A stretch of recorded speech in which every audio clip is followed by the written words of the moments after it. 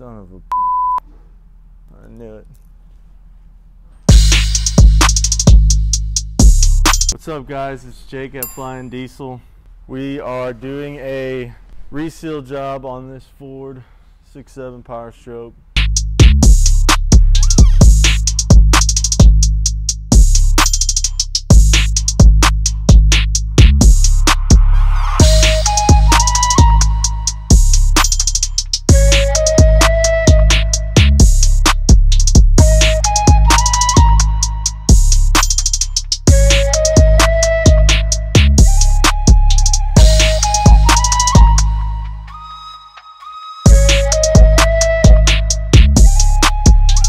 Got done finishing up a rear cover reseal, upper oil pan, rear main, and a front seal or a front crank seal. And I am just bolting the oil cooler on and lower oil pan, and then flex plate, and we'll drop the motor back into that truck and throw new cab mounts in it and a radiator and call it a day. My knees are weak, arms are heavy. Mom's spaghetti over here. It's like the worst part about, well, it's one of the worst parts about upper oil pan jobs is freaking putting all this stuff on the lower and the upper. Another thing about these, even though they're stamped steel, they're super flimsy and they bend. These lower oil pans, they bend, and then they can leave gaps in between the upper pan and the lower, and then you'll have an oil leak. So I like to kind of lay this stuff on a little thick because I haven't had an issue with it yet. I know it may look like this is probably a waste, but I'd rather be safe than sorry. All right. Let me find like one of my million red rags on the ground.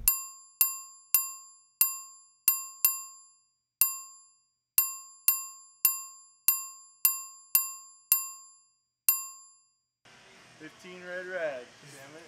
That's why you throw them everywhere, huh? Uh-huh. You got one everywhere you go. Yeah. Exactly. Let's do it right this time. Let's get the tools ready this time instead of have you bring me one whenever I got the pan in my hands.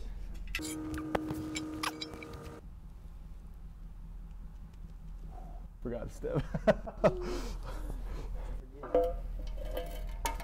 It's probably fine, but I probably should just wipe that off real quick just to make sure there's no oil or anything on it. Really, I probably don't even have to do this, but I'm picky. Say we're good. Put this one in my pocket so I don't lose it.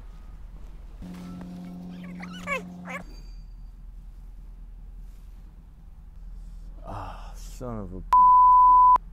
I knew it. That's the annoying part about doing pans. If you tighten the bolts down without all the bolts started first, some of them, the holes won't line up, like just by a hair.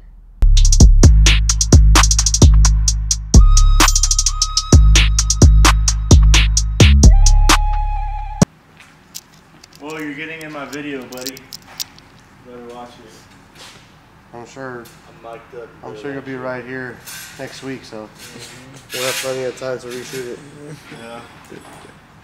I think we're ready to drop this motor in finally.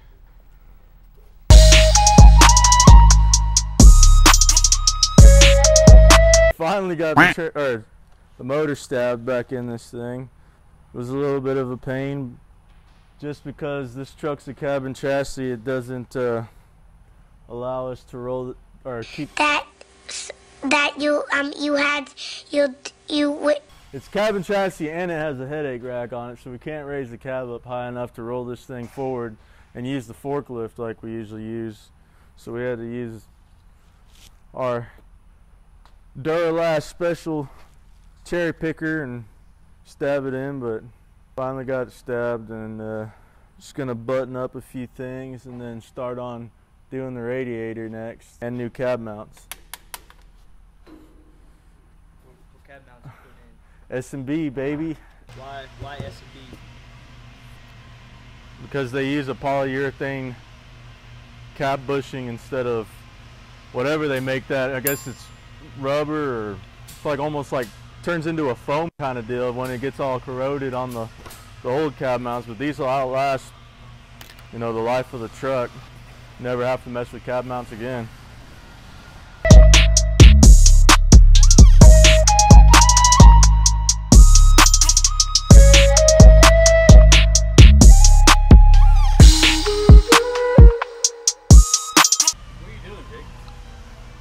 Cleaning up, and then gonna double check all my work and drop this cab down. I like it.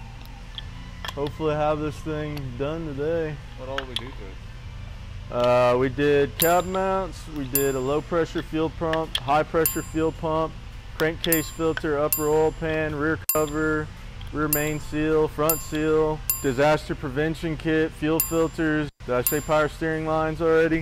No. Radiator. Main or primary radiator. You put a lot of time into it. Yeah. With the cab off, it made it a lot of this stuff a little easier. I mean, you could do it all with the cab motor mount too. I forgot about that. We did a motor mount. It was a lot easier doing some of the work with the cab off. I mean, you could do it all with the cab on, but. So we're taking this old work truck, giving it new life. We're fixing to make this thing go what? Another 300,000 miles. That's what I'm talking about. That's why we do what we do. All day.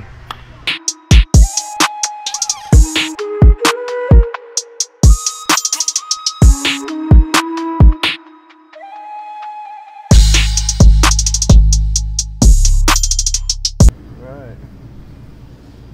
Now that's finally installed. We can finish up the rest of the truck and get it running and get it out of here. Alrighty guys, we got this truck all buttoned up.